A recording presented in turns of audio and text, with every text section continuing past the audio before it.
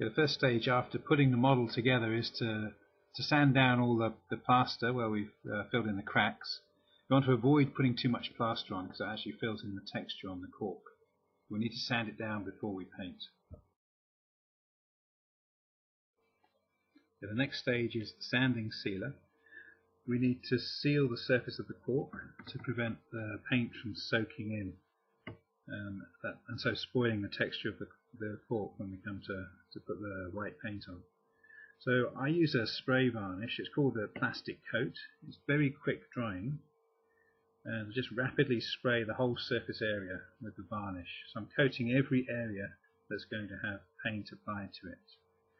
And this varnish feels dry in, well, a few seconds really, but it's probably best to leave it about 30 minutes before applying any paint.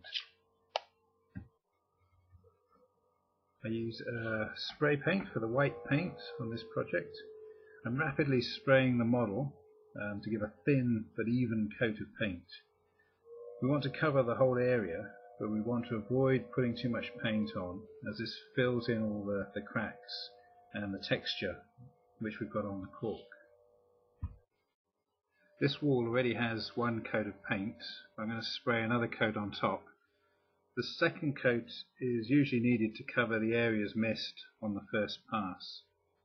2 thin coats of paint is much better than 1 thick coat, as this retains the texture of the material.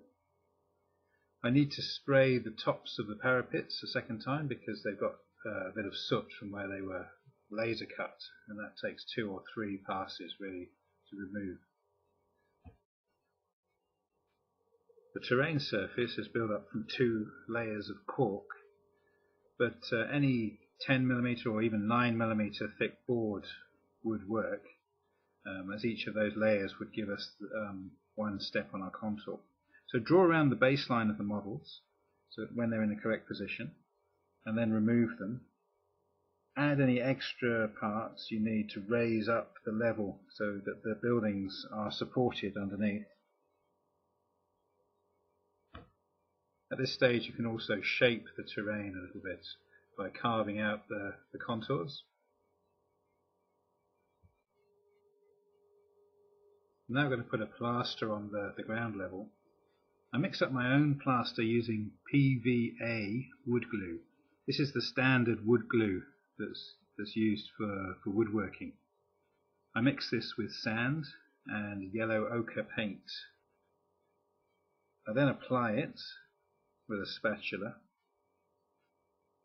I put it on the ground, but I'm avoiding putting it in the areas where the buildings are located, because I don't want to disturb that area. I want the buildings to be able to sit snugly and flat on the base surface.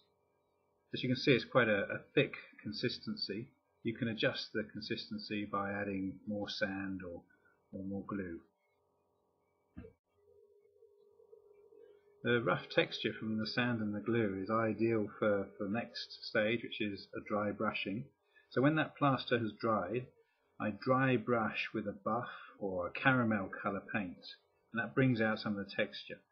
And then I do it again, which is what I'm showing here, with a very light cream colour to give a dusty appearance. So dry brushing uses very little paint, and it's applied with a very rapid brushing action. Notice the road in front of the wall. This is made by cutting a thin slice of expanded polystyrene and spray painting it with a brown spray. The paint dissolves the surface to give a rough texture.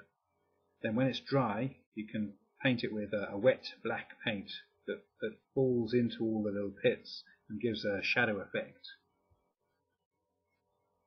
This stage gives the walls an aged look and brings out that texture we have in the cork. Apply a wet black paint and then immediately wipe it off with a cloth. The paint fills in the cracks and creates shadows, so emphasizing the texture. The next picture shows the resulting finish. It's quite effective at imitating a plastered wall. Note how the wall has been cemented into place with a wet version of the ground plaster, and also the odd piece of grass paper or model foliage adds life to the model. Finally, just notice the end of the walls. I've actually shown where the walls have been built up with rock, and this I've done simply by taking a piece of broken polystyrene, slicing that off, so I've got a nice smooth back, sticking the smooth back to the end of the cork, and then just painting it to look like stones and rocks.